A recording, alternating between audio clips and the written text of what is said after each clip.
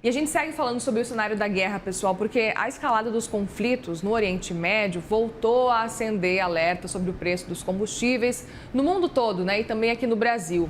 Com o petróleo operando em patamares bem elevados no mercado internacional, a pressão sobre a Petrobras para reajustar a gasolina e o diesel segue aumentando. E além da cotação do barril e do dólar, a conta envolve impostos federais, estaduais, custos de distribuição e a mistura de biocombustíveis. Para entender o impacto dessa crise geopolítica aqui no nosso país e como que funciona a composição dos preços internos, a gente conversa agora com Davi Zilberstein, colunista do CNN Infra. Bem-vindo, obrigada mais uma vez aqui pela conversa, um bom dia. Bom dia, Muriel, bom dia a todos que nos assistem. Queria muito te ouvir, e a gente teve ontem uma fala importante do FMI dizendo que a orientação é que os países não façam esse cenário do subsídio do diesel, né? Que é o movimento que o Brasil fez. A gente teve até a fala do ministro da Fazenda atual, do Dario Durigan, falando que o Brasil não estava recebendo essa orientação até então e que a orientação do FMI era de que era um movimento que poderia ser feito desde que fosse temporário e que fosse limitado. E esse é o argumento da Fazenda. Queria te ouvir, então, sobre esse movimento que o Brasil está fazendo nesse momento, o governo federal, Petrobras também, diante desse cenário, dessa alta dos preços.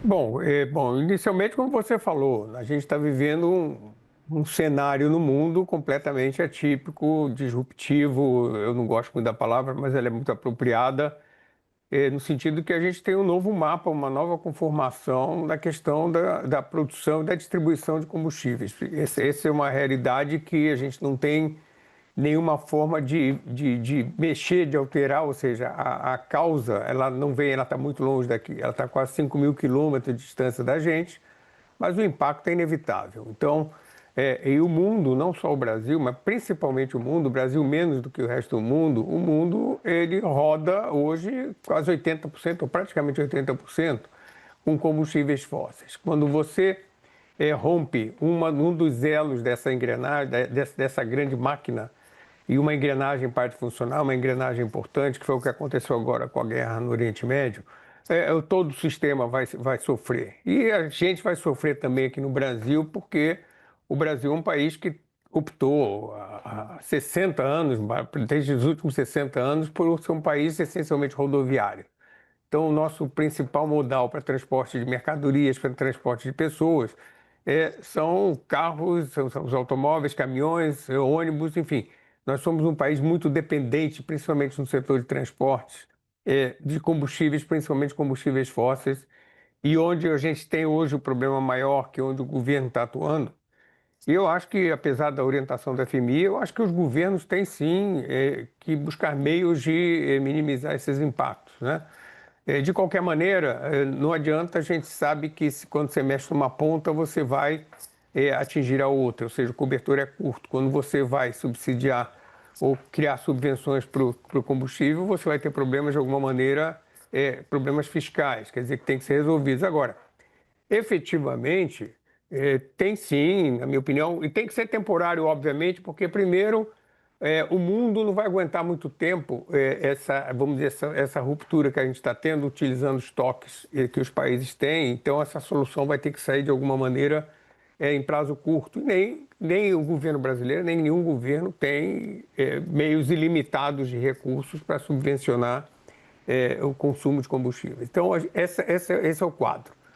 O que acontece aqui, que a gente tem que ter em mente, é que, na minha opinião, junto com o que o governo está colocando em prática, eu acho que a única chance, eu acho que a chance de dar certo existe, mas a chance principal é quando você deixa o mercado funcionar.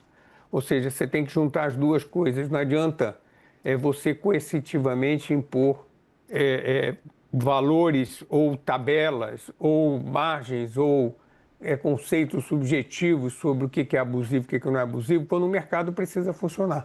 Porque o diesel mais caro é o diesel que você não tem. E o Brasil, como a maior parte do mundo, mas no Brasil especialmente, a gente tem um sistema de distribuição, de produção, que é no caso da Petrobras, o refino, que também no caso da Petrobras, predominantemente Petrobras, e a importação, que é o que traz o diesel para o mercado.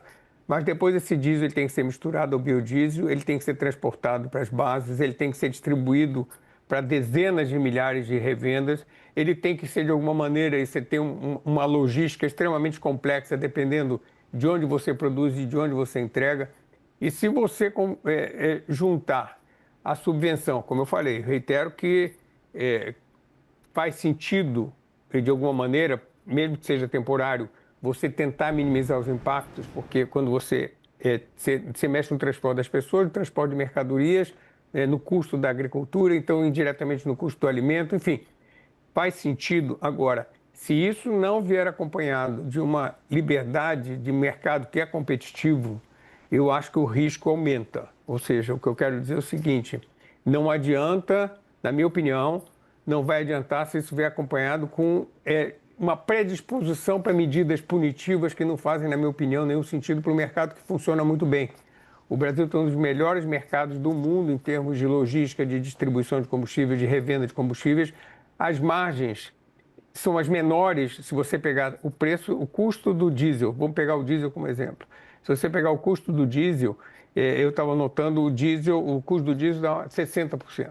Quando você chegar na ponta, na distribuição e na revenda, você tem 13%. Você tem, e num diesel que custa quase 7,5, você tem 1,5, 1,6, você tem em reais, você tem na margem de distribuição. Então, vamos dizer assim, esse espírito punitivista a priori, ele é muito ruim para o mercado funcionar, porque o que vai acontecer? Você está criando uma situação onde você retrai a iniciativa de quem quer, de alguma maneira, atender o mercado. Está todo mundo no mesmo barco. Faltar diesel é ruim para todo mundo, é ruim para a sociedade, é ruim para o Brasil e é ruim para quem tem isso como negócio. Então, Perfeito. Todo mundo quer acertar. Então, essa é a questão. Eu acho que esse ponto tem que ser muito elevado, a questão de manter o mercado competitivo. E eu queria aproveitar para te perguntar qual é o caminho que a gente pode esperar, se vai ser possível manter esse mercado competitivo com esses movimentos que estão sendo feitos e com tanta dúvida com relação a esse cenário no radar, com o preço do petróleo subindo e a gente não tem o cessar-fogo ainda efetivamente assinado e avançando, muito por causa ali do Líbano, de Israel. Queria te ouvir sobre esse cenário especificamente, se a gente pode, pelo menos, ter uma tranquilidade de que essa competitividade, ela vai existir e vai ser garantida. Olha, você usou a palavra que, de alguma maneira, responde tudo. Você usou a palavra dúvida.